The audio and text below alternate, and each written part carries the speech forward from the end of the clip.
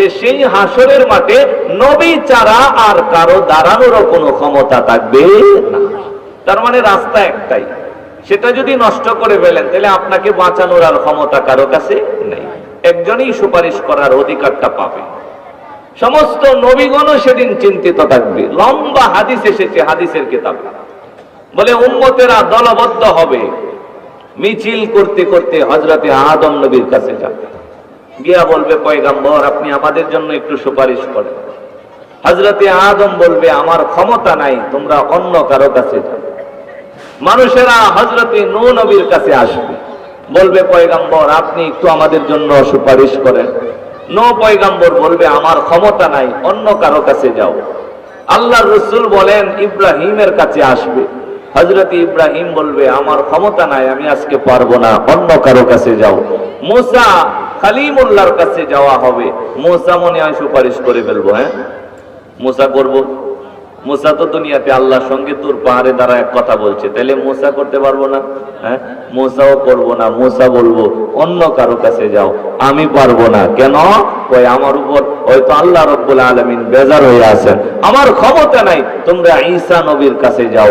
ঈসা তো রূহুল্লাহ, আল্লাহ রাব্বুল আলামিন তারে পিতা ছাড়া দুনিয়ার মধ্যে পাঠাইছে, খুব মহব্বত করে ভালোবাসা, তার কাছে চলে যাও। হযরতে ঈসার কাছে আসা হবে, দলবদ্ধভাবে উম্মতেরা কিয়ামতের মাঠে হাসরের ময়দানে দৌড়াবে, এক নবী থেকে আরেক নবীর কাছে যাবে।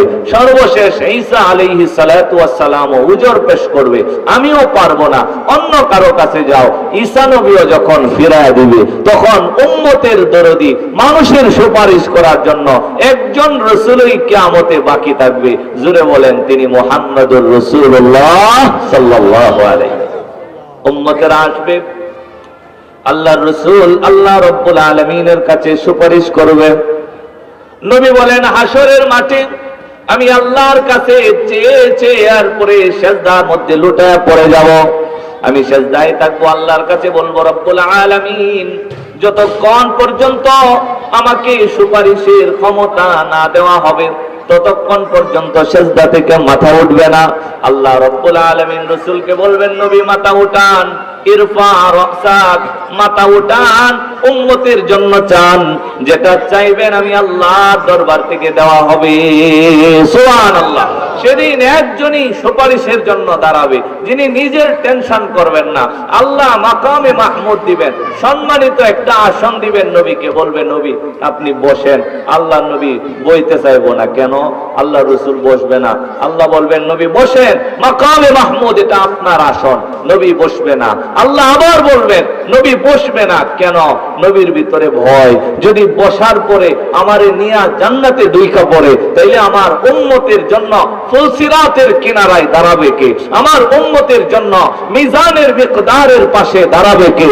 আমার উম্মতের জন্য জান্নাতের দরদি হইয়া আল্লাহ রাব্বুল আলামিনের কাছে কান্নাকাটি আর সুপারিশ করবে কে? এই কারণে আল্লাহর রাসূল উম্মতের চিন্তা কইরা দাঁড়ায় থাকবে, মাকামে মাহমুদের মধ্যে বসবে না। জোরে কোন সুবহানাল্লাহ।